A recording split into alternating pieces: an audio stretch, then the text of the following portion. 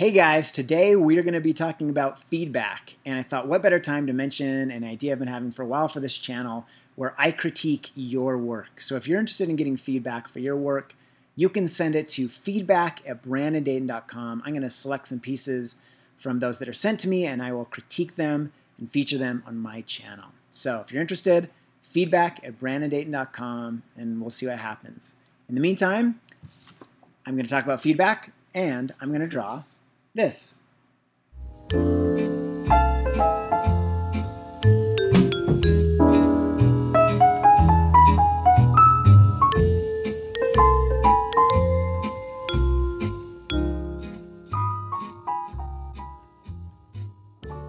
All right, today's topic is based on a question submitted by Van Illustration for the last Q&A. And I thought it was potentially a more expansive topic, so I thought I'd take a bit more time to consider it than I do with the regular Q&A. The question is as follows. Let's see. How do you manage feedback? How does it affect your work? Thanks to this digital age we live in, artists are receiving so much feedback. What's a healthy way to take feedback and use it to help your work without it becoming overwhelming or pulling you in 1,000 different directions? Also, what advice would you give a frustrated artist who is receiving less feedback than they expect? Thank you, sir. Wishing you the best for 2018. All right. Well, so there's kind of two questions here that I'll try and address, and I'm sure I'll ramble on about something as well. But here's what my understanding is of what is being asked. First, how can you make the best use of feedback without getting overwhelmed or confused? And where can you go if you want more feedback? So I'm actually going to answer these in reverse order since you need to find a source for feedback before you get into the issue of how to use feedback. And to start out, it's important to know that there are two types of feedback. The first is what I would call, naive feedback. This is feedback from an untrained artist, and you really kind of use it just to gauge whether or not your work is accomplishing its objective. And, this type of feedback is far more useful than you might imagine as long as you know how to use it correctly. If you don't do it right, it can be incredibly frustrating. And unless your intended audience is a group of snobbish elites, this means you can probably find this feedback in lots of places. It can be family and friends, and it can be people that wouldn't necessarily have any interest in your work. Like I said, you need to prime this type of feedback correctly. If you don't, you're either going to get mom-type feedback where it's like, oh, I think this is fantastic, dear, you're so creative.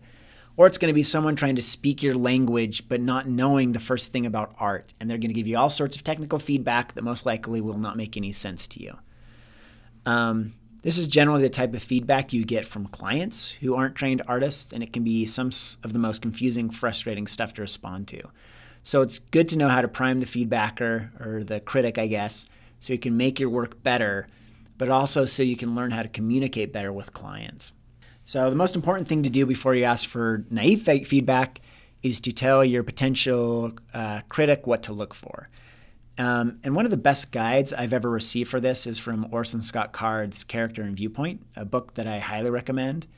And I know that this mostly applies to storytelling, but you can apply the same general approach to visual art. And Card recommends that you ask your critics to focus on three questions. There's so what, huh, and really? So don't really ask them anything else. Don't offer any other information about the story or explain it. You just want their unfiltered response to your work with as little meddling by you as possible to get the result that you want. So let me explain these three questions. There's the so what. And so what, oh yeah, so what is still a question. So what means that you ask them to focus on if they care what's happening. Are they disinterested, or are they at the edge of their seat? Do they have a reason to care about what they are reading or seeing?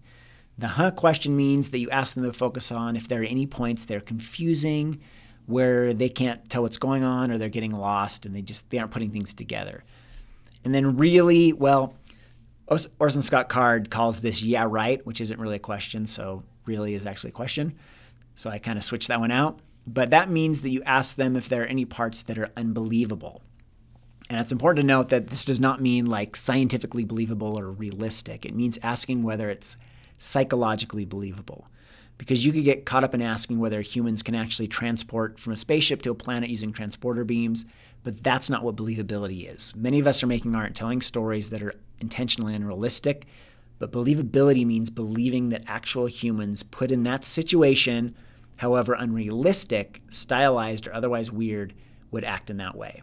And with a piece of visual art, you may want to ask more general questions, but the same idea applies. You want to ask questions that help you know if the work is accomplishing its goals. So some things I like to do is I like to ask someone to summarize what they're seeing. I like to ask them what they feel, but it's the same basic idea. You're trying to get a sense of whether or not your art is working. And really, you don't need to be interested in this point of why. Just want to know if the toilets can flush, not what the plumbing looks like. With clients, it's a similar situation. It may get more specific depending on the project. You may get confusing information communicated in their attempt at like pseudo art talk, but don't get nervous and don't focus too much on the details. Mostly just focus on the general vibe of the feedback. Chances are whatever they say, however weird and confusing it is, you will at least be able to tell if they like it or not. At the very least, you can have that. From there, you may have to do a bit of detective work and ask some clarifying questions. Try to get them to tell you what they want the work to do. Again, don't focus on the plumbing, focus on getting the functionality right. One of the common experiences I've had in those situations is that the client will give all this really specific feedback, and I'll just ignore the feedback and just say, okay, I just need to go back and make this better. I'll go back and do that, just focusing on making it awesome. And almost every time they're like, yeah, that's great. So the second type of feedback is feedback from trained professionals. And finding this and getting this can be tougher because this is really about nurturing relationships.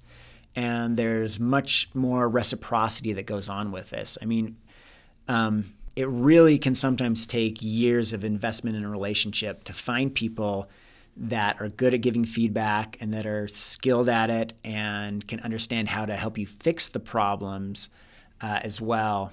This is one of the reasons why I really push the idea of investing in community as an artist, like finding that artist community for yourself. You know, if an internet community is the best you can find, that's great. Make use of that. But a face-to-face community will provide far greater dividends.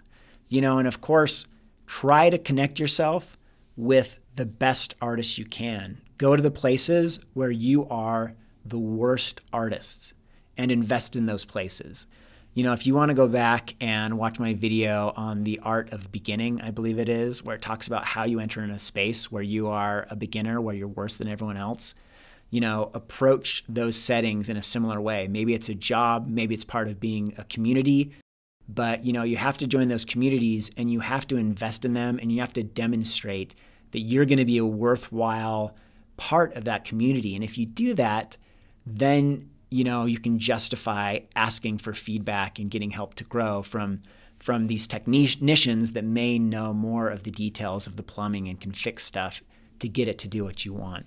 So, you know, this is really the experience that I've had. I mean, I've worked at a couple of different jobs where I've had excellent stable of artists around me that can help me solve problems, and I've kind of retained those relationships.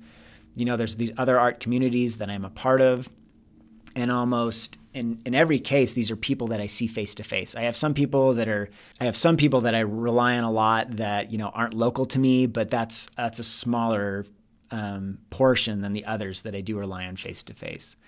And when it gets to this group, when you do get to where you are asking feedback from this group of technicians, there's kind of another guide that I think is really helpful. And the one I use comes from Stephen King's On Writing.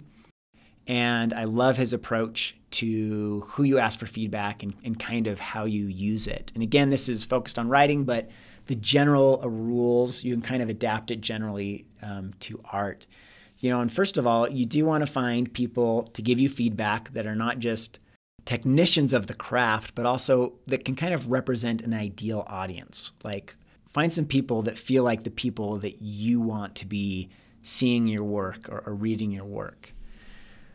But anyway, let me try to make a quick summary of what King says. You can go and check it out. I'd recommend reading it for more details. But the basic idea is that you have like a group of people that you rely on for feedback. And the number one rule is really that you're the owner of your work. You're kind of the guide of what your work needs to be. And at the end of the day, feedback is to help guide you to make your work better. But you still have to make the final call on what you want your work to be. And there can be a couple ways that you can interface with that feedback. I mean, there's feedback that reveals things that you weren't aware of in your work, problems or opportunities. There's feedback that confirms concerns that you had. There's also feedback that conflicts with ideas that you feel strongly about. And so the more specific elements of King's feedback rules are kind of built off that idea. The basic idea is that if you ask a group of people to give you feedback and they all give you the same feedback, follow that feedback. There's a really good chance that's good stuff. Sometimes it's going to be a tie. If it's a tie and you have like half the people say this, half the people say that, tie goes to the artist. Your feeling on the matter should determine where you go with that feedback. In other words, you have to have a really, really good reason to go against your instincts. And sometimes people will have really strong opinions about what you should do with your work. And there may just be a single person that you've asked to give you feedback, and they just feel really strongly, this is wrong, you need to do this. But it's really important to not put too much weight on any one person's critique, no matter how passionately they feel about it. You have to weigh it against the group, and of course, you have to weigh it against your own aims. Lastly, consider the cost to try things. Maybe you're not sure about a certain critique, but it might be worth it to just try it out and see how it affects things. There's no better way to be sure about a direction than to have tried out the other direction or other directions and have it proven wrong. Also, this is a fantastic tool to use with clients. When I have a really hard time trying to convince a client of a certain direction, what I'll do is I will do a version where I do the stupid thing that they asked me to do, and then I do a version where I do the thing that I think we should be doing, and then I can show them both. And it's very easy to say, all right, here's the thing you asked me to do, here's this other option, and you just leave it up to them. And usually, if you're correct, the right option will be self-evident. And if you're not correct, then you will find out for yourself that the client may actually not be as stupid as you thought. So as always, you may have other things that work for you that I didn't mention today. I'd love to hear about them in the comments. Try some of the things that I mentioned and then let me know how they go. Remember, if you want me to give critiques on your work, send them to feedback@brandondayton.com. Don't forget to like this video, please subscribe, and we'll talk to you next time.